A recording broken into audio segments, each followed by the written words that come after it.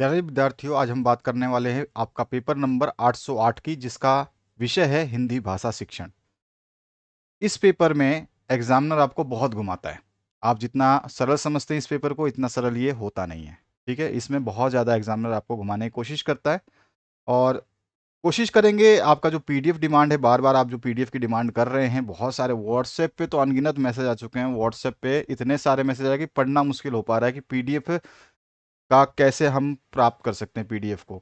तो इसका वीडियो जो है 10 तारीख तक आपके पास पहुंच जाएगा, तो आपको टेंशन लेने की ज़रूरत नहीं है। 10 तारीख से पहले पहले इसके पीडीएफ का जो सॉल्यूशन कैसे प्राप्त कर पाएंगे, उसका वीडियो हम आपको दे देंगे। चलिए स्टार्ट करते हैं।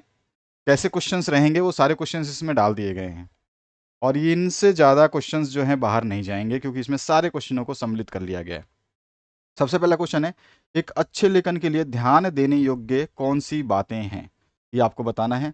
इसके आंसर्स को आप देख सकते हैं, सारे आंसर्स को यहाँ पे दिया गया है, तो आप इनको पढ़ लीजिए एक बार, क्योंकि इसमें समझाने वाली ऐसी कोई बात नहीं है। हिंदी भाषा शिक्षण है, इसमें सारे के सारे जो क्वेश्चंस एग्जामिनर घुमाएगा वो सारे क्वेश्चंस मैंने दिए हुए हैं। ठीक है, अगला जो क्वेश्चन है इसमें पूछा जाता है, संवाद लेखन के समय किन बातों का ध्यान रखना चाहिए। नेक्स्ट जो क्वेश्चन है इसमें पूछा गया, भाषा, राजभाषा और राष्ट्रभाषा किसे कहते हैं। तो इन दोनों के ऊपर क्वेश्चन हमेशा बनता रहता है। प्रादेशिक प्रादेशिक भाषा के ऊपर भी क्वेश्चन पूछता रहता है। रचनात्मक मूल्यांकन की क्या विशेषताएं होती हैं, ये आपसे पूछ लेता है। ठीक है, रचनात्मक मूल्यांकन की क्या विशेषताएं होती हैं, इसके बारे में आपसे बहुत बार पूछता है। इसके अलावा जो है, स्वस्वर वाचन क्या होता है, स्वस्वर वाचन के उद्देश्य क्या हो सकते हैं, ये भी आपसे पूछा जाता है। अगला क्वेश्चन है, सस्वर वाचन के उद्देश्य पर अध्यापक की दृष्टि क्या रहनी चाहिए, ये भी पूछता है, बहुत बार पूछता है। ये एग्जामिनर बहुत सारे क्वेश्चंस को घुमाता है। सस्वर वाचन के महत्व क्या हो सकते हैं, इसके बारे में भी क्वेश्चन पूछा जाता है।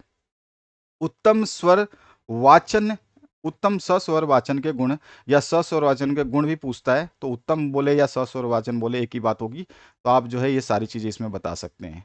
ठीक है, शांति से आपको इसको पढ़ना है और आपको याद करना है। पीडीएफ जल्द से जल्द हम जहाँ पर है आपको कोशिश कर रहे हैं प्रोवाइड करने की। इसके बाद जो है, सस्वर वाचन के दो भेद कौन से हैं, तो आपको भेद को पता होना चाहिए। दो भेद जो है आपके सामने लिखित हैं, और उसके बाद जो है इनमें आप इनको बता भी सकते हैं थोड़ा सा। तो यहाँ पे जो है इसको डिस्क्राइब किया गया है, आप इसको पढ़ ले और जितना आपसे समझ में आता है उतना ही लिखें। स्वस्वर वाचन के गुणों पर प्रकाश आपको डालने का बोल सकता है, तो उत्तम जो स्वस्वर है या स्वस्वर वाचन जो है, इसके गुण क्या हो सकते हैं, उसके उसके ऊपर आप प्रकाश डालिए, ये पूछता है आपसे। तो ये सारे के सारे गुण हैं जो आप इसमें लिख सकते हैं। इसके बाद जो नेक्स्ट क्वेश्चन है इसमें पूछा गया है, मौन वाचन का अर्थ और महत्व और मौन वाचन के उद्देश्य महत्व पर प्रकाश डालिए। तो ये भी पूछता है, किसी भी तरह से क्वेश्चन पूछा जा सकता है। तो ये सारे के सारे इसके आंसर्स हैं, आप आराम से इसको देख सकते हैं। मौन वाचन के उद्देश्य क्या होते हैं, ठीक है, ये भी बताया गया है। आगे जो है आपका, व्युक्ति, रचना और बनावट के आधार पर शब्दों का वर्गीकरण कैसे हो सकता है। तो व्युक्ति, रचना और बनावट के आधार पर जो है शब्दों का वर्गीकरण कुछ हम रूढ़ शब्द के आधार पर, यौगिक शब्द के आधार पर और योग रूढ़ शब्द के आधार पर करते हैं। इसके बाद जो नेक्स्ट क्वेश्चन है इसमें पूछा गया है, हिंदी वर्णमाला में व्यंजन कितने प्रकार के होते हैं। बहुत ही सिंपल सा क्वेश्चन है ये। इसमें 3 तरह के जो व्यंजन है वो हैं आपके। हिंदी वर्णमाला में कितने वर्ण होते हैं, वर्णों के ऊपर भी क्वेश्चन पूछा जाता है। इसमें एमसीक्यू भी बनते हैं। एमसीक्यू को हम आगे डिस्कस करेंगे, उसकी चिंता करने की जरूरत नहीं है। सारे एमसीक्यूज डाल दिए गए हैं आपके लिए इसमें। छात्रों में सुनने के कौशल को विकसित करने के क्या उपाय हो सकते हैं, बहुत इंपॉर्टेंट क्वेश्चन है, बार बार पूछा जाता है, सुनने के और लिखने के कौशल को। ठीक है, तो इसके आंसर्स को आप देख सकते हैं। अगला जो पार्ट है इसमें पूछा गया है, लेखन शिक्षण के उद्देश्य क्या है। तो ये आपको समझाना है या लिखना है या वर्णन करना है। तो इस तरह से आप जो है लेखन कौशल के उद्देश्य को समझा सकते हैं। अगला जो पार्ट है उसकी बात करते हैं। तो ये सारे के सारे पॉइंट्स हैं, इनमें से आप ज़्यादातर जो है 5 से 7 पॉइंट, 8 पॉइंट याद करेंगे। मैं मैक्सिमम पॉइंट आपको दे रहा हूँ। लेखन शिक्षण के गुण क्या हो सकते हैं, ये आपको बताने को बोलता है। कभी कभी लेखन शिक्षण की विधि की व्याख्या करनी होती है, तो इसमें मॉन्टेसरी विधि आती है। ठीक है, इसके ऊपर अलग से क्वेश्चन पूछता है कि मॉन्टेसरी विधि क्या है। और यहाँ पे रूपरेखानुकरण विधि क्या होती है, ये भी कभी कभी पूछता है। स्वतंत्र अनुकरण विधि क्या होती है, ये भी पूछता है। और जैकार्ट विधि क्या होती है, जैकार्ट विधि जो है वो क्या होती है, ये भी आपसे पूछता है। कभी कभी आपसे हमेशा ये क्वेश्चन तो हमेशा आता है कि सुलेख, अनुलेख और श्रुतलेख, कोई भी एक क्वेश्चन पूछ सकता है। ठीक है, तो ये आपको बहुत ध्यान से रखना है, सुलेख, अनुलेख और श्रुतलेख। इसके बाद जो है आपका बहुभाषिता क्या होती है, इसके बारे में एक क्वेश्चन पूछा जाता है। संज्ञात्मक विकास की जो अवस्थाएं हैं उसके ऊपर भी प्रकाश डालने को कभी कभी पूछता है एग्जामिनर, क्योंकि आपके जो है क्वेश्चंस जो है ना, ये 800 लेकर के 801 से लेकर के 800 अंतिम 812-13 जो आपके सब्जेक्ट है, इन सभी के विषय में ना जो आपस में कनेक्टेड होते हैं। मतलब किसी का क्वेश्चन किसी में भी आता है, ये घुमा फिरा के जो है आपसे क्वेश्चन पूछते रहते हैं, ये बहुत इंपॉर्टेंट है। इसीलिए जो आप अपने एग्जाम की तैयारी कर रहे हैं तो 801 से लेकर के अंतिम सब्जेक्ट तक एग्जाम से पहले सारे सब्जेक्ट्स को पढ़ लेना। अगर आप सारे सब्जेक्ट्स को पढ़ लेते हो तो जैसे कि आपका कोई भी सब्जेक्ट में से कहीं से भी कोई क्वेश्चन पूछता है घुमा के, तो आप आसानी से जवाब दे सकते हो। ठीक है, तो ये चीज़ आपको पता होनी चाहिए। इसमें आपको पता ही है कि मैं तो आपको कई बार बता चुका हूँ। तो ये सारे के सारे अवस्थाएं हैं, ये तो हम पिछले वीडियो में भी डिस्कस कर चुके हैं। बाकी आपको जितना लिखना है उतना ही लिखिए, 2 से 3 लाइनें 4 लाइनों में डिस्क्राइब करिए, ज़्यादा नहीं लिखना है आपको। आप बच्चों के पढ़ाने का कौशल विकसित करने के लिए कौन कौन सी विधियां कराएंगे या कौन सी विधियां अपनाएंगे, तो ये भी आपसे पूछा जाता है क्वेश्चंस। ठीक है, इसके बाद है आपका नेक्स्ट जो क्वेश्चन, उसकी बात करते हैं। तो इस तरह से आप सारे के सारे आंसर्स लिख सकते हैं। बहुत सारे मैंने स्टेप्स दिए, आप 2 3 स्टेप 4 स्टेप लिख सकते हैं। भाव सौंदर्य क्या होता है, श्रुत लेख क्या होता है, पद शिक्षण की किन्हीं 5 विधियों का जो है नाम आपसे पूछ सकता है, छोटा क्वेश्चन पूछेगा तो। अगर आपसे बड़ा क्वेश्चन पूछेगा तो वर्णन करने के लिए बोल देगा इनको। अल्प प्राण किसे कहते हैं, त्वरित वाचन किसे कहते हैं, शब्द किसे कहते हैं, साहित्य क्या होता है, कविता से क्या आशय होता है, विदेशी या विदेशद जो शब्द है इसके बारे में भी क्वेश्चन पूछा जाता है, बहुत बार क्वेश्चन पूछा गया है। गद्य शिक्षण के उद्देश्य क्या है, ठीक है, ये आपको बहुत मैंने दिए हैं और इसके आगे भी हम डिस्कस करेंगे इनके और भी ज़्यादा विस्तृत रूप से। वाचन मुद्रा से आप क्या समझते हैं, बोलने से क्या तात्पर्य है, शिरोरेखा क्या है, वाचन के कितने प्रकार होते हैं, भाषा अर्जन क्या होता है, कई बार हम इसको डिस्कस कर चुके हैं पिछले वीडियोस में। संवाद की कोई 3 विशेषताएं आपको बता देनी है। महाकाव्य क्या है, महाकाव्य की विशेषताएं पूछता है, उसको आगे डिस्कस करेंगे। लेखन कौशल की प्रमुख शिक्षण विधियों के कौन कौन से नाम हैं वो आपसे पूछ लेता है। ठीक है, उसके अलावा जो है आपसे क्या पूछता है, आपसे पूछता है व्याकरण शिक्षण के विभागों के नाम बताइए। व्याकरण व्याकरण शिक्षण के जो विभाग हैं वो कौन कौन से विभाग हैं, 3 विभाग हैं। कहानी क्या होती है ये पूछता है आपसे, कहानी का उद्देश्य क्या होता है, कहानी की कोई परिभाषा पूछ लेता है। कहानी के प्रकार पूछता है और कहानी का जो परिभाषा है उसको दे करके पूछता है कि ये किसकी परिभाषा है, तो मुंशी प्रेमचंद की परिभाषा आपको ध्यान रखनी है। कहानी के प्रकार जो है आप बता सकते हैं, बहुत सारी कहानियों के प्रकार हैं। और इसके अलावा जो है एक अच्छी कहानी की विशेषताएं क्या हो सकती हैं ये आपसे पूछता है। हिंदी शिक्षण के सामान्य उद्देश्य क्या है, बहुत इंपॉर्टेंट क्वेश्चन है, पूछ लेता है कि भाई हिंदी शिक्षण के उद्देश्य क्या है, बहुत सारे उद्देश्य हैं। शब्द शिक्षण की विधि क्या होती है ये आपसे पूछता है, तो यहाँ पे आप बता सकते हैं इसको। राष्ट्रभाषा से आप क्या समझते हैं, राज्य भाषा मैं बता चुका हूँ। ये सारे सारे क्वेश्चन दोबारा जो क्वेश्चन आ रहा है तो आप समझना इंपॉर्टेंट है। हिंदी भाषा शिक्षण के प्रमुख उद्देश्य क्या हो सकते हैं, कि हिंदी भाषा हम क्यों सिखाते हैं, उसके उद्देश्य क्या है। मातृभाषा को संक्षिप्त में आपको बताना होता है। पद शिक्षण के उद्देश्य क्या है ये भी पूछता है आपसे, बाकी और भी हम डिटेल में इसको डिस्कस कर लेंगे। मौन वाचन क्या होता है, सस्वर वाचन क्या होता है, इसके ऊपर भी आपसे पूछता है। इन दोनों में अंतर ही पूछता है, वो भी हम देखेंगे। संवाद और वार्तालाप क्या होता है इसको हम बता सकते हैं। हिंदी भाषा शिक्षण की प्रमुख शिक्षण विधियों के कौन कौन से नाम हैं उनको बता सकते हैं हम। ठीक है, तो ये सारे के सारे जो है आपकी विधियां हैं, इन विधियों को हम डिटेल में नीचे भी देखेंगे। मूल्यांकन क्या है, भाषा में मूल्यांकन क्यों किया जाता है ये भी पूछता है आपसे। अच्छे हिंदी शिक्षक की विशेषताएं क्या होती हैं, तो ये आपको बता देना है, ये विशेषताएं हैं उसकी। भाषा का अर्थ क्या होता है ये आपको समझा देना है। भाषा की कोई परिभाषा पूछे तो आपको बता देना है, जैसा कि मैं आपको बता चुका हूँ। इसके अलावा जो है भाषा के रूप या प्रकार कौन से होते हैं ये आपको बता देना है। अभी तो एक इंक्लूड कर दिया है, मौखिक भाषा, लिखित भाषा और एक सांकेतिक भाषा भी है। सांकेतिक भाषा उसको कहते हैं जैसे हम सिग्नल पे खड़े हों तो रेड जो आपको जलता है तो बोलता है रुकना, वो संकेत दे रहा है कि आप रुक जाओ। येलो जलता है तो आपको बताता है कि रेडी हो जाओ। इस तरह से जो ग्रीन जलता है तो आपको पता चलता है कि आप चले जाओ। तो ये सांकेतिक भाषा भी इसमें शामिल किया गया, चाहे तो उसको लिख सकते हैं, अन्यथा 2 आप जो है भाषा के प्रकार लिख दे। इसके बारे में मैंने यहाँ पे डिटेल दे दी है। उसके अलावा जो है लिपि किसे कहते हैं, भाषा की क्या विशेषताएं होती हैं ये आपसे पूछता है। मूल्यांकन का अर्थ और उसके प्रकार पूछ लेता है। ठीक है, रचनात्मक मूल्यांकन और योगात्मक मूल्यांकन में अंतर पूछता है, तो इसका अंतर को हम आगे देखेंगे। ठीक है, बहुत इंपॉर्टेंट क्वेश्चन है, रचनात्मक और योगात्मक मूल्यांकन के ऊपर तो क्वेश्चन बनाता ही है। वार्षिक योजना क्या होती है, इसके निर्माण के चरण बताने हैं। इकाई योजना क्या होती है आपकी, ये सारे के सारे पूछता है। ठीक है, तो ये इकाई योजना, वार्षिक योजना जो हम पिछले क्लासेस में डिस्कस कर चुके हैं ये पूछता है। योगात्मक मूल्यांकन और उसकी विशेषताएं क्या होती हैं ये पूछ लेता है। ठीक है, तो विशेषताएं भी बता सकते हैं। आकलन का क्या अर्थ होता है ये भी पूछ लेता है आपसे।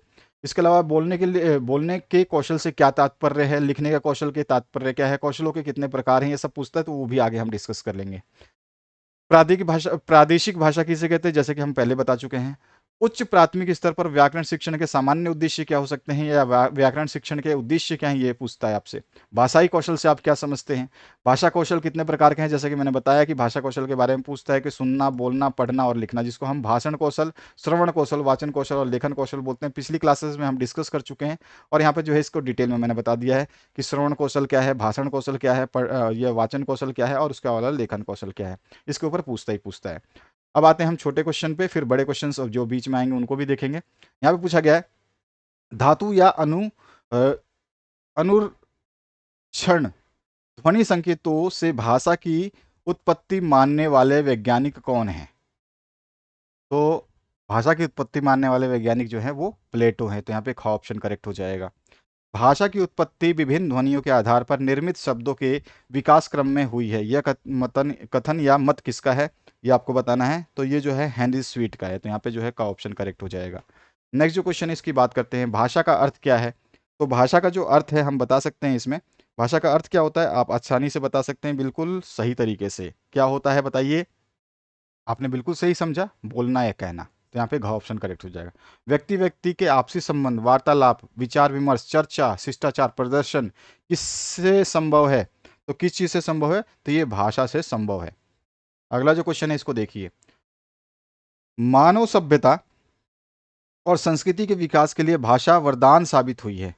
ये परिभाषा किसकी है, तो ये परिभाषा जो है आचार्य दंडी की है। तो यहाँ पे का ऑप्शन करेक्ट हो जाएगा। नेक्स्ट जो क्वेश्चन है इसकी बात करते हैं, हेनरी स्वीट की भाषा विषयक परिभाषा कौन सी है। हेनरी स्वीट की पूछी गई है। तो हेनरी स्वीट की जो परिभाषा है वो सबसे बेस्ट जो इन्होंने परिभाषा दी थी, ये है आपका जिन व्यक्त ध्वनियों के द्वारा विचारों की अभिव्यक्ति होती है वही भाषा है। तो यहाँ पे ग ऑप्शन आपका करेक्ट हो जाएगा। इसके बाद आते हैं नेक्स्ट क्वेश्चन, जो इसका 7वां प्रश्न है। इसमें पूछा गया है उच्चरित ध्वनि संकेतों की सहायता से भाव या विचार की अभिव्यक्ति भाषा है। यह परिभाषा किसने दी थी, तो ये परिभाषा जो है आचार्य देवेंद्रनाथ शर्मा की है। तो यहाँ पे घ ऑप्शन करेक्ट हो जाएगा। नेक्स्ट जो क्वेश्चन है, भाषा किस प्रकार की संपत्ति है। तो भाषा जो है ये कैसी संपत्ति है, तो भाषा जो है ये हमारी अर्जित संपत्ति है। ठीक है, हम इसको अर्जित करते हैं, यानी कि हम सीखते हैं। भाषा का संप्रेषण मूलतः कैसा होता है या कैसा है, तो भाषा का संप्रेषण मूलतः जो है वाचिक होता है यहाँ पे। नेक्स्ट जो क्वेश्चन है 10वां देखिए, इसमें पूछा गया राजेंद्र, देखिए राजेंद्र, फिर रजिंदर, फिर रजुआ, उदाहरण भाषा किस विशेषता का संकेत करता है। पहले हम बोलते हैं, कोई बोलता है राजेंद्र, कोई बोलता है रजिंदर, कोई बोलता है रजुआ। तो ये जो उदाहरण है ये भाषा की किस विशेषता का संकेत है आपको बताना है। तो ये जो है ये आपका जिस भाषा का संकेत है इसको बोलेंगे हम भाषा का प्रवाह कठिनता से सरलता की ओर हो रहा है। इसमें कठिन से सरलता की ओर जा रहे हैं। तो ग ऑप्शन करेक्ट हो जाएगा। ठीक है, आगे बढ़ते हैं। भाषा की विशेषताएं आपको बतानी होती हैं, तो भाषा की आप विशेषताएं बता सकते हैं। बहुत सारी विशेषताएं हैं। ठीक है, और यहाँ पे जैसे कि हमने बताया कि कौन कौन सी विशेषताएं हैं, ये सारे के सारे पॉइंटों वाइज लिखी हुई हैं। तो इन विशेषताओं को आपको ध्यान रखना है। ठीक है, बहुत सारे क्वेश्चंस हैं जो आपको घुमाए जाते हैं, तो आपको घबराना नहीं है। 5 से 6 पॉइंट याद कीजिए, ज़्यादा नहीं। स्वरों के भेद क्या होते हैं, ह्रस्व स्वर क्या होता है ये पूछता है, कभी कभी दीर्घ स्वर क्या होता है ये पूछता है, लुप्त स्वर क्या होता है ये भी पूछता है। तो ये सारे के सारे भेद भी हैं, और इन स्वरों के जो है माध्यम से आपको अलग अलग क्वेश्चन उठा के दे देता है कि ह्रस्व स्वर बताइए, दीर्घ स्वर बताइए, या फिर आपसे पूछ लेता है लुप्त स्वर क्या होता है ये भी पूछाइए। तो ये सारे के सारे इनके उदाहरण भी दे रखे हैं मैंने, तो आपको दिक्कत नहीं होगी। व्यंजन जो हैं उसमें जो आपका स्पर्श व्यंजन होता है, दीर्घ व्यंजन होता है, तो इनमें भी क्वेश्चन पूछता है स्पर्श व्यंजन क्या होते हैं, इसकी संख्या कितनी होती है, सारी चीज़ें इसमें बता रखी हैं। ठीक है, इसके कुछ एग्जाम्पल्स आप इसमें यहाँ पे देख सकते हैं कि क्या एग्जाम्पल्स हैं इनके। और उसके बाद जो है आप अंतस्थ जो व्यंजन है वो क्या होते हैं, ऊष्म या संगीणी व्यंजन क्या होते हैं, आगत व्यंजन क्या होते हैं, और संयुक्त व्यंजन क्या होते हैं, इन सभी को आपको थोड़ा सा देख लेना है। स्वर और व्यंजन में अंतर कभी कभी पूछ लेता है एग्जामिनर का माइंड घूमे तो ये आपको पता होना चाहिए। भाषा का सबसे छोटा तत्व जो है वो शब्द कहलाता है या शब्द होता है। खाली स्थानों में कभी कभी पूछा जाता है। एक या एक से अधिक खाली स्थान से बनी हुई स्वतंत्र सार्थक इकाई खाली स्थान कहलाती है। तो वर्णों से बनी हुई सार्थक इकाई जो है शब्द कहलाती है। तो खाली स्थान में ये भी पूछा जाता है आपसे। किसी भाव या विचार को पूरी तरह प्रकट करने वाले सार्थक शब्दों के समूह को खाली स्थान कहते हैं। तो सार्थक शब्दों के समूह को जो है हम शब्दों के समूह से क्या बनता है, वाक्य बनता है, तो उसको हम वाक्य कहते हैं। इसके बाद अभी आपसे कभी आपसे पूछता रहता है विकारी शब्द क्या है, अविकारी शब्द क्या है। तो विकारी शब्द के बारे में आपको पता होना चाहिए, विकारी शब्द क्या होते हैं, और इसके एग्जाम्पल्स आपसे पूछ लेता है। विकारी शब्द की परिभाषा लिखिए, उसका एग्जाम्पल यानी उदाहरण दीजिए। या अविकारी शब्द के बारे में पूछ लेता है आपसे, ये तो पूछता ही है। साथ साथ में तत्सम शब्द के बारे में पूछता है, तद्भव शब्द के बारे में पूछता है, और देशज और विशेषज शब्द के बारे में तो पूछता ही पूछता है। तो ये सारे आपको चीज़ें पता होनी चाहिए, इसमें कोई समझाने वाली बात है ही नहीं। जो आपको समझाऊंगी, डेफिनेशन पढ़ोगे आपको सब कुछ समझ में आ जाएगा। इसके बाद जो आपका नेक्स्ट क्वेश्चन है, इसकी बात करते हैं, जिसमें आपके एमसीक्यू की बात करें। तो एमसीक्यू में आपसे पूछा गया हिंदी में दीर्घ स्वरों की संख्या कितनी होती है। दीर्घ स्वरों की बात हो रहा है, ध्यान रखना है, दीर्घ स्वरों की बात हो रहा है। तो दीर्घ स्वर कितने होते हैं आपको बताना है। बहुत ही सिंपल सा क्वेश्चन है और आसानी से आप आंसर बता सकते हैं। तो दीर्घ स्वर जो है वो 7 होते हैं। इसके बाद में स्पर्श व्यंजन पहचानिए। तो स्पर्श व्यंजन क्या होते हैं, तो जिसमें प, फ, ब, भ और म, जब हमारे दोनों होंठ जो है बोलते समय जो है आपस में मिले तो वो स्पर्श व्यंजन कहला जाते हैं। ठीक है, तो यहाँ पे ग ऑप्शन करेक्ट हो जाएगा।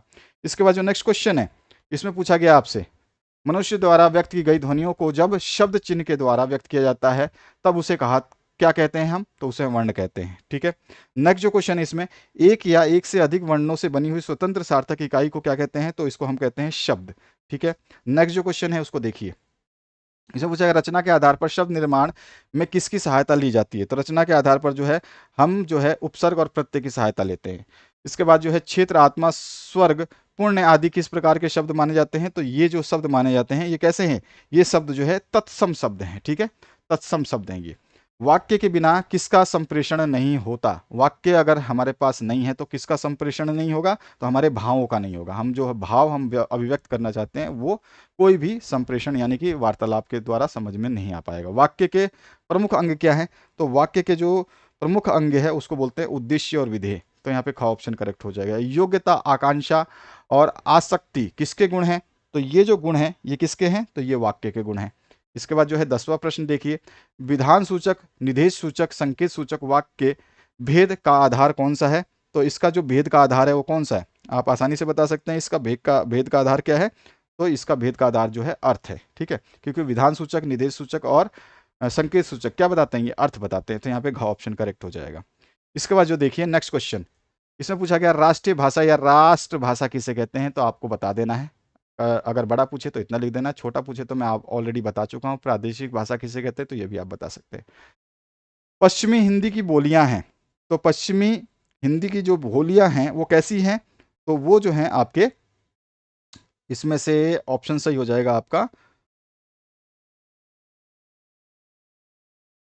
खड़ी बोली और ब्रज बोली हैं, पश्चिमी हिंदी की बोलियां। रामचरितमानस की रचना किस बोली में लिखी गई है या किस भाषा में लिखी गई है, तो वो अवधी भाषा में है। इसके बाद जो है नेक्स्ट क्वेश्चन, इसमें पूछा गया है नगरों या शहरों और कस्बों के बाहर वाले क्षेत्र को क्या कहते हैं, तो उसको हम क्या कहते हैं, ग्रामीण क्षेत्र कहते हैं। और साहित्यिक गद्य को प्रेम सागर रचना में खड़ी बोली का प्रयोग किसने किया था। साहित्यिक गद्य की जो प्रेम सागर रचना, उसमें खड़ी बोली का प्रयोग किसने किया था, तो उसमें किया था लल्लू लाल ने। उसके बाद जो नेक्स्ट क्वेश्चन है उसकी बात करते हैं। यहाँ देखिए 5वां प्रश्न जो है इसमें पूछा गया है आपसे, संविधान की 8वीं अनुसूची में कितनी भाषाएं शामिल की गई हैं, तो 22 भाषाएं शामिल की गई है। छठा जो प्रश्न है, भारत के केंद्र शासित प्रदेश जो हैं वो कौन से हैं, तो जो है जम्मू और कश्मीर और दिल्ली केंद्र शासित प्रदेश है। इसके बाद है राष्ट्रीय एकता की कड़ी हिंदी ही जो राष्ट्रीय एकता को कड़ी हिंदी ही जोड़ सकती है, या हाँ सॉरी, राष्ट्र एकता की कड़ी हिंदी ही जोड़ सकती है, यह विचार है। तो यह विचार किसका है, तो ये विचार जो है बालकृष्ण शर्मा यानी नवीन का है। तो यहाँ पे ख ऑप्शन करेक्ट हो जाएगा। वर्तमान में देश प्रेम, स्वभाषा प्रेम और स्वाभिमान की समायिका का सम्मान भारत की किस भाषा से प्राप्त हुआ है, तो ये जो है हिंदी भाषा से प्राप्त हुआ है। तो इसका आंसर क्या हो जाएगा, हिंदी। नेक्स्ट जो क्वेश्चन है उसकी बात करते हैं, विदेशी लोगों के बीच संचार के लिए जिस भाषा की आवश्यकता होती है उसे हम अंतर्राष्ट्रीय भाषा कहते हैं। अगला जो है क्वेश्चन, विश्व के लगभग कितने विश्वविद्यालयों में हिंदी का अध्ययन और अध्यापन हो रहा है, तो लगभग जो है 950 के आसपास जो है ना, ये विश्व के विद्यालय हैं जिनके अंदर जो है हिंदी का अध्ययन या अध्यापन हो रहा है। तो यहाँ पर जो है आपका 950 इसका सही हो जाएगा। हिंदी भाषा का महत्व जो है आप बता सकते हैं, कई बार ये क्वेश्चन मैं आपको बता चुका हूँ, तो इसको ढंग से याद करना है। इसके बाद आता है आपका राष्ट्रभाषा हिंदी की विशेषताएं क्या हो सकती हैं, तो विशेषताएं पूछता है, तो ये सारी की सारी पॉइंट वाइज विशेषताएं हैं। इन विशेषताओं में से 5-6 पॉइंट आपको जो है याद कर लेने हैं। अगला जो है आपसे क्वेश्चन पूछा गया है, संवेदनात्मक विकास को प्रभावित करने वाले कौन कौन से कारक हो सकते हैं, तो ये सारे के सारे कारक आपके सामने हैं। इनमें से आप 5, 7, 8 जो भी कारक याद रख सकते हैं रख लीजिए। संवेदनात्मक विकास में शिक्षक का योगदान इंपॉर्टेंट क्वेश्चन है, तो ये आपको ध्यान रखना है। इसके बाद जो नेक्स्ट क्वेश्चन है, इसमें पूछा गया भाषा का वरदान मनुष्य को किसने दिया है, तो भाषा का वरदान जो है किसने दिया है, तो हमारा जो आंसर हो जाएगा, ये वरदान जो है प्रकृति ने दिया है। मन और शरीर के स्वास्थ्य से मूलतः कैसा विकास होता है, तो बौद्धिक विकास होता है। ठीक है। उसके अलावा जो नेक्स्ट क्वेश्चन है, इसमें पूछा गया आपसे मूर्त, अमूर्त और सामाजिक किसके भेद है, तो ये सारे के सारे जो है बुद्धि के भेद है। यहाँ नेक्स्ट जो क्वेश्चन पूछा गया है, इसमें पूछा गया अनुकूल वातावरण एवं चीजों के ज्ञान आदि से क्या होता है, तो इससे जो है आर्थिक विकास होता है।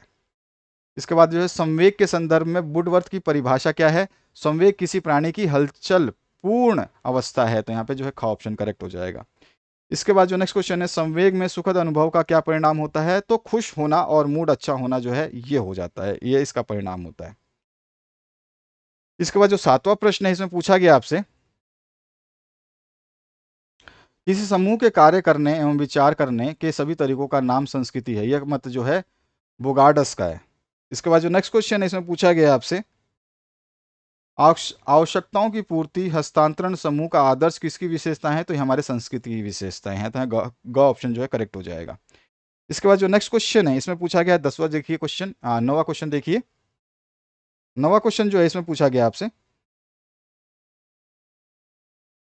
पूंजी संचयन एवं श्रम शक्ति को आर्थिक विकास किसने माना है, तो इसको मानने वाले जो हैं वो हैं हमारे डब्ल्यू रोस्टोव, तो यहाँ पे जो हमारा ग ऑप्शन करेक्ट हो जाएगा।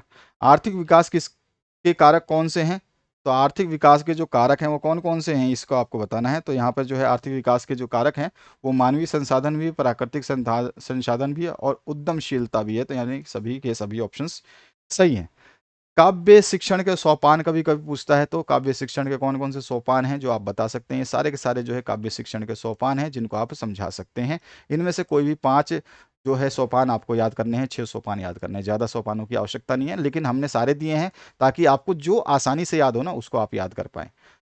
पद्य काव्य क्या होता है, यानी कि पद्य या काव्य जिसको बोलते हैं वो क्या होता है, ठीक है, इसको बता देना है। लय कभी पूछ लेता है, लय क्या होती है, छंद क्या होती है, ठीक है, अलंकार क्या होता है, तो इसके बारे में भी थोड़ा आपको ध्यान रखना है। महाकाव्य की विशेषताएं क्या होती है, जैसे कि मैंने बताया था कि हम सारी विशेषताएं देखेंगे काव्य की, महाकाव्य की विशेषताएं क्या होती है, तो महाकाव्य की बहुत सारी विशेषताएं हैं, इनमें से आप जो चाहें वो लिख सकते हैं। ये सारी की सारी विशेषताएं जो है महाकाव्य की हैं। और वाल्मीकि द्वारा रचित रामायण जो है संस्कृत में जो है प्रथम महाकाव्य है, ये ध्यान रखना है, कभी कभी पूछ लेता है। वाल्मीकि द्वारा रचित रामायण जो है खालिस्तान प्रथम महाकाव्य है, या संस्कृत में रचित वाल्मीकि द्वारा कौन सी महाकाव्य है, तो रामायण है। चंद्रवरदाई द्वारा रचित पृथ्वीराज रासो जो है हिंदी का प्रथम महाकाव्य है, ये भी ध्यान रखना है, तो ये भी क्वेश्चन आपसे पूछे जाते हैं। इसके बाद जो है खंड काव्य की क्या विशेषताएं होती है, ये पूछता है आपसे। खंड काव्य की बहुत सारी विशेषताएं जिनको आप बता सकते हैं आसानी से, ठीक है, तो ये सारे के सारे विशेषताओं को आप याद कीजिए। इनके पीडीएफ को मैं आपको जल्द से जल्द पहुंचाने की कोशिश कर रहा हूं, चिंता मत करिए, पीडीएफ जो है आपको जल्द से जल्द मिल जाएंगे। पीडीएफ की वीडियो 1 से 2 दिन में आने वाली है। इसके बाद जो आपके नेक्स्ट जो क्वेश्चन है इसकी बात करते हैं, जिसमें काव्य शिक्षण के रचनात्मक कार्य कौन से हैं, तो यहाँ पे काव्य शिक्षण के रचनात्मक कार्यों की बात हो रही है, आसानी से आप बता भी सकते हैं कि कौन सा है, तो यहाँ पे जो हमारा आंसर हो जाएगा काव्य शिक्षण के जो रचनात्मक कार्य हैं उसमें आपका आंसर हो जाएगा सही सही, ये हो जाएगा आपका सभी, क्योंकि यहाँ पे काव्य में अभिरुचि का निर्माण करना, प्रतियोगिताओं का आयोजन करना, संचय वृत्ति और विकास करना, ये सभी के सभी सही ऑप्शन है। आदर्श काव्य पठन हेतु क्या ध्यात्व नहीं है, तो पठन हेतु जो है लेखन की आवश्यकता नहीं है, ठीक है ना, तो ग ऑप्शन करेक्ट हो जाएगा। इसके बाद देखिए नेक्स्ट क्वेश्चन, इसमें पूछा गया है कविता भाषा में आदमी होने की तमीज है, ये किसका मत है, तो ये धूमिल का मत है, ठीक है, यहाँ पे घ ऑप्शन करेक्ट। लय छंद तुक अलंकार आदि काव्य के किस पक्ष को व्यक्त करते हैं, तो ये जो है बाह्य स्वरूप को, जो बाहरी स्वरूप है काव्य का उसको व्यक्त करते हैं। उसके बाद जो नेक्स्ट क्वेश्चन है इसमें पूछा गया है जिसमें किसी के जीवन की एक घटना या प्रसंग का वर्णन हो उसे हम क्या कहते हैं, तो उसको जो है हम कहते हैं खंड काव्य, ठीक है, तो यहाँ पे जो है ख ऑप्शन करेक्ट हो जाएगा। पंचवटी और नहुष और जयद्रथ वध के रचनाकार कौन है? तो इसके रचनाकार जो है वो है मैथिली शरण गुप्त। तो यहाँ पे का ऑप्शन करेक्ट हो जाएगा। नेक्स्ट जो क्वेश्चन है, रामचंद्रिका रामचरितमानस काव्य के किस वेद के उदाहरण, ये काव्य जो है किस वेद के उदाहरण है? तो ये जो उदाहरण है उस वेद का नाम आपको बताना है कि किस वेद के। देखिए रामचंद्रिका रामचरितमानस काव्य के किस भेद के उदाहरण है? तो काव्य का जो भेद है उसमें कौन से भेद में आते हैं? तो ये जो है महाकाव्य के भेद में आते हैं। ठीक है, रामचंद्रिका और रामचरितमानस क्या है? महाकाव्य है। काव्य आत्मा की संकलात्मक और रसात्मक अनुभूति है, यह परिभाषा किसकी है? तो ये परिभाषा जो है ये है सुमित्रा नंदन पंत की। तो यहाँ पे आपका ग ऑप्शन करेक्ट हो जाएगा। काव्य वाचन के महत्वपूर्ण तत्व कौन से हैं? तो काव्य वाचन के जो महत्वपूर्ण तत्व हैं उसमें यति, गति, ताल, लय, आरोह और अवरोह सारे के सारे शामिल होते हैं। हम जब काव्य यानी कविता पढ़ते हैं तो हमको जोर से भी बोलना पड़ता है, धीरे से भी बोलना पड़ता है, ताल और लय की भी उसमें जो आवश्यकता होती है, तो ये सभी इसमें शामिल हो जाएंगे। उसके बाद जो यहाँ पे पूछा गया है श्रवण वाचन एवं पठन कौशल किससे संबंधित है? तो ये काव्य वाचन से संबंधित है। यहाँ पे ख ऑप्शन आपका करेक्ट हो जाएगा। इसके बाद जो है काव्य शिक्षण की क्या विशेषताएं हो सकती है, ये पूछता है आपसे। तो काव्य शिक्षण की बहुत सारी विशेषताएं हैं जिनको आप यहाँ पे उजागर कर सकते हैं। ये सारी की सारी विशेषताएं जो है काव्य शिक्षण की हैं। इसके बाद में कभी कभी पूछता है गद्य शिक्षण की क्या विशेषताएं हो सकती हैं, क्या उद्देश्य हो सकते हैं। विशेषताएं तो हमने बात कर ली है और बात कर भी लेंगे, लेकिन उद्देश्य क्या है ये उद्देश्य के बारे में पूछ लेता है। तो उद्देश्य के भी हमारे को पता होने चाहिए। 5 से 6 पॉइंट 7 पॉइंट आपको याद रखने हैं, ज़्यादा नहीं। हमने मैक्सिमम पॉइंट दिए हैं, जो आपको याद हो जाए उनको याद रखिएगा। तो ये सारे के सारे पॉइंट्स जो है इसमें सम्मिलित है। गद्य का क्या अर्थ होता है, कभी कभी आपसे डायरेक्ट पूछ लेता है, तो आपको बताना है। अभिनय की दृष्टि से संवादों एवं दृश्यों पर आधारित विभिन्न पात्रों द्वारा रंगमंच पर प्रस्तुत करने के लिए लिखी गई रचना जो है नाटक कहलाती है। ठीक है, और एक अंक वाले नाटक को जो है एक अंकी यानी कि एकांकी कहते हैं। एक अंकी मतलब एकांकी कहा जाता है। एकांकी और नाटक में मौलिक अंतर यानी कि दोनों में अंतर क्या है, ये सिंपल सी बात है, तो आपको बता देना है। अंतर पूछ लेता है कभी, एकांकी और नाटक में अंतर बताइए। बहुत इंपॉर्टेंट क्वेश्चन सारे दे रहा हूं और इनसे बाहर एक भी क्वेश्चन जाने की संभावना नहीं है। ठीक है, ध्यान रखना है। निबंध की क्या विशेषताएं हो सकती है? गद्य वाचन के यानी कि कविता के क्या उद्देश्य हैं, वाचन करने के क्या उद्देश्य हैं, ये आपको बताना है। तो ये सारे उद्देश्य इसमें शामिल है। सस्वर वाचन के महत्व क्या हो सकते हैं, ये आपको बताना है। सस्वर वाचन क्या होता है मैं ऑलरेडी बता चुका हूं। और यहाँ पे जो क्वेश्चन है, जॉन फॉस्टर कहते हैं असाधारण घटनाओं की वह श्रृंखला जो परस्पर संबंध होकर के एक चरम परिणाम पर पहुंचाने वाली हो उसे ही हम कहानी कहते हैं। किसकी अवधारणा है ये? जॉन फॉस्टर की। ध्यान रखना है आपको, ये क्वेश्चन आपसे कभी कभी पूछा जाता है। आगे बढ़ते हैं। नेक्स्ट जो क्वेश्चन है, गद्य शिक्षण की विधियां हैं। तो गद्य शिक्षण की कौन कौन सी विधियां हैं, तो आप बता सकते हैं इसमें? तो गद्य शिक्षण की जो विधियां हैं इसमें जो है आपका अर्थ कथन भी होता है, व्याख्या भी होती है, विश्लेषण भी, यानी उपयुक्त सभी सही है। शब्दों की वर्तनी का ज्ञान, विराम चिन्हों का सही प्रयोग, शब्द भंडार की वृद्धि किसके उद्देश्य माने जाते हैं? तो ये सारे के सारे गद्य शिक्षण के उद्देश्य माने जाते हैं। गद्य का अर्थ क्या है? तो गद्य का जो अर्थ है वो है छंद रहित रचना। ठीक है, इसमें छंदों का जो है महत्व नहीं दिया जाता है। गद्य शिक्षण का जो है क्या है, महत्व है। इसके बाद में है भाषा कौशल, भाषण एवं पत्र लेखन किससे संबंधित है? तो ये सारे के सारे जो है गद्य से संबंधित है। ठीक है, इसके बाद जो नेक्स्ट क्वेश्चन है इसमें पूछा गया है, अंधा युग, अंधेरी नगरी और ध्रुव स्वामिनी किस विद्या के रचना है? तो ये सारे के सारे गद्य विद्या के रचना है। तो यहाँ पर जो है यहाँ पे आपका जो है ये अंधा युग अंधेरी, ये नाटक की रचना है। ठीक है, इसके बाद जो है उपन्यास मानव के वास्तविक जीवन की काल्पनिक कथा है, ये किसका मत है? तो ये यहाँ पर जो है ये आपका ये गलत है, ये आगे हम देखेंगे इसको। ठीक है, ये बाई मिस्टेक में भी रह गया होगा।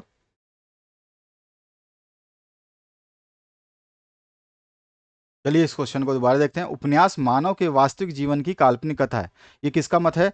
तो ये डॉक्टर श्याम सुंदर दास का है। तो यहाँ पे का ऑप्शन करेक्ट हो जाएगा। ठीक है, तो यहाँ पे कौन सा ऑप्शन होगा आपका? का ऑप्शन करेक्ट हो जाएगा। इसके बाद जो नेक्स्ट क्वेश्चन है उसकी बात करते हैं, जो कि आपका अगला क्वेश्चन है। तो इसमें पूछा गया आपसे, स्मृति की रेखाएं रचना किसकी है?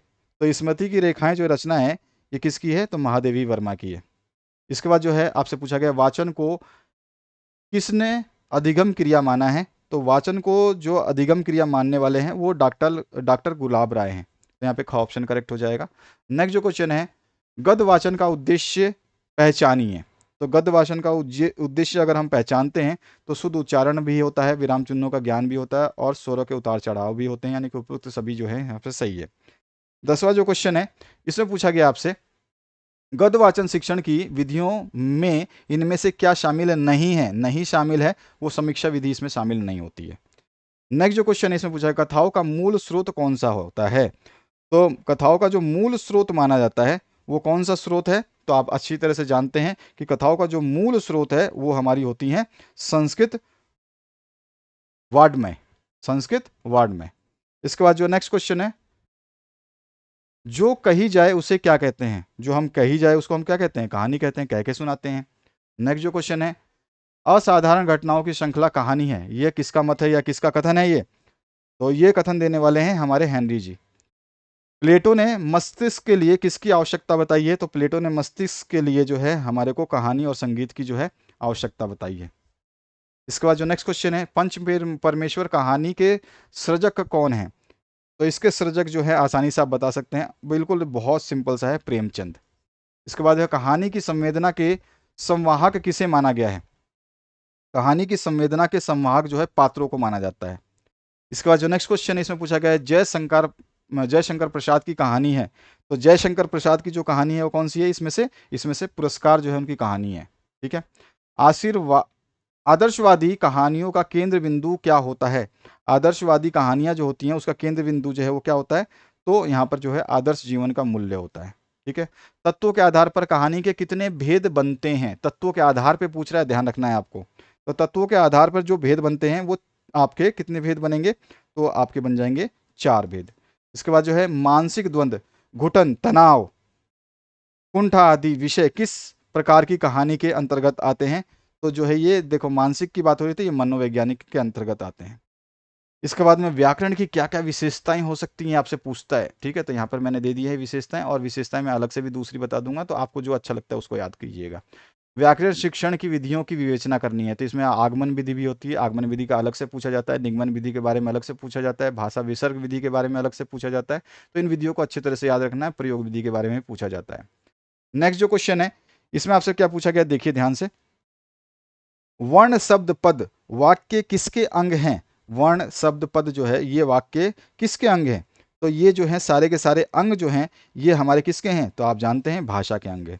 इसके बाद में, अरे वाह क्या सुंदर दृश्य है, वाक्य में अवयव क्या है? तो अरे वाह जो है ये अवयव है, तो यहाँ पे जो है ग ऑप्शन करेक्ट हो जाएगा। इसके बाद जो है नेक्स्ट क्वेश्चन है, व्याकरण का दूसरा नाम है? तो व्याकरण को दूसरे नाम से हम जानते हैं शब्दानुशासन, यानी शब्दों का अनुशासन। उसके बाद जो है इनमें से शुद्ध वाक्य कौन सा है? तो देखिए सारे के सारे जब आप पढ़ोगे ना तो आपको दिखाई देगा कि मीना बाजार गई ये शुद्ध है, बाकी सब आप जो है गलत देख रहे हैं। उसके बाद जो नेक्स्ट क्वेश्चन है इसमें पूछा गया, व्याकरण भाषा का व्यवहारिक विश्लेषण है, ये परिभाषा किसकी है? स्वीट और जैगर की है, तो यहाँ पर जो है घ ऑप्शन करेक्ट हो जाएगा। नेक्स्ट जो क्वेश्चन पूछा गया आपसे, इसमें पूछा गया हिंदी व्याकरण किसकी रचना है? तो जो है ये रचना जो है हिंदी व्याकरण ये पंडित कमाता प्रसाद की है, तो यहाँ पर जो है ख ऑप्शन करेक्ट हो जाएगा। व्याकरण से किस बात का ज्ञान होता है? तो व्याकरण से जो है भाषा के शुद्ध रूप का जो हमें ज्ञान होता है। ठीक है। नेक्स्ट जो क्वेश्चन इसमें पूछा गया आपसे, व्याकरण शिक्षण के लिए सर्वश्रेष्ठ विधि कौन सी है? व्याकरण शिक्षण के लिए जो हम सर्वश्रेष्ठ विधि का मानते हैं उसको हम बोलते हैं आगमन विधि या आगमन विधि। उसके बाद जो नेक्स्ट क्वेश्चन है इसमें पूछा गया, तुलनात्मक तुलना विश्लेषण और नियमीकरण और निष्कर्ष प्रयोग और अभ्यास किस विधि के सोपान माने गए हैं? तो ये प्रयोग विधि के सोपान माने गए हैं। इसके बाद जो नेक्स्ट क्वेश्चन है देखिए इसमें क्या पूछा गया है, इसमें पूछा गया निगमन विधि के 2 तत्व कौन से हैं? तो निगमन विधि के जो तत्व 2 हैं वो कौन कौन से हैं ये हमें बताने हैं। आसानी से आपने अगर निगमन विधि पढ़ लिया है तो आप बता सकते हैं कि उसके 2 तत्व कौन कौन से हैं। तो ये जो 2 तत्व हैं ये कौन कौन से हैं? बिल्कुल सही समझा आपने, वस्तु सूत्र और पुस्तक विधि, ग ऑप्शन आपका करेक्ट हो जाएगा। मापन का कभी कभी आपसे अर्थ पूछता है, तो मापन के जो अर्थ हैं वो हमने यहाँ पे बता दिया आपको। इसके अलावा मापन की कभी कभी परिभाषा पूछेगी, तो 2-3 परिभाषाएं मैंने यहाँ पे दी हैं, इन परिभाषाओं के हिसाब से आपको इसका याद कर सकते हैं। उसके अलावा जो है मापन की कभी कभी विशेषताएं पूछता है, तो विशेषताओं में आप इन विशेषताओं को लिख सकते हैं। और मापन की जो है सीमाएं या कमियां या दोष जो है वो पूछता है, तो ये भी आप बता सकते हैं। उसके अलावा जो है आपसे पूछा जाएगा व्याकरण के उद्देश्य, जो मैं कि ऑलरेडी बता चुका हूँ। बाकी यहाँ से भी आप व्याकरण के उद्देश्यों को बता सकते हैं, जो कि 8 मैंने दिए हैं। इसके बाद जो है रचनात्मक मूल्यांकन और योगात्मक मूल्यांकन में अंतर पूछता है कई बार। तो आपके जो मूल्यांकन के जो अंतर है, जो मैंने यहाँ पे हिंदी और इंग्लिश वर्जन में दे दिया है, दोनों ही आप याद कर सकते हैं, दोनों मीडियम के बच्चे। बट जनरली आपका हिंदी का सब्जेक्ट है तो आपको इंग्लिश में पढ़ने की आवश्यकता नहीं है। तो आपके 3 तो यहाँ पर रचनात्मक के और योगात्मक के हैं, इसी तरह से जो है आगे भी हैं आपके। ठीक है, ये सारे के सारे जो है आप इसको याद कर सकते हैं। इसके बाद हम बात करते हैं गद्य शिक्षण और पद्य शिक्षण दोनों में क्या अंतर होता है, ये भी पूछता है। यहाँ पे भी आपको क्या पूछाएगा, अंतर। तो ये अंतर जो है आप बता सकते हैं, आमने सामने अंतर लिखे गए हैं, बहुत सारे अंतर हैं, इसमें से 5-6 अंतर आपको याद रखने हैं। तो बहुत ही सारे अंतर मैंने दिए हैं, इसमें से 5-6 अंतर आपको मात्र याद रखने हैं। ठीक है, तो ये सारे के सारे इसमें अंतर हैं। तो इस तरह से जो आपने ये वीडियो देखा, इसमें सभी सॉल्यूशंस मैंने दिए हैं, एक से बढ़कर एक सॉल्यूशंस अवेलेबल हैं, और इन सभी को पढ़िएगा। पीडीएफ जल्द से जल्द आपको अवेलेबल कराने की कोशिश कर रहा हूँ मैं। और जो प्लेलिस्ट है उसमें देखिए, प्रीवियस ईयर के लास्ट ईयर के क्वेश्चन पेपर देखना ना भूलें।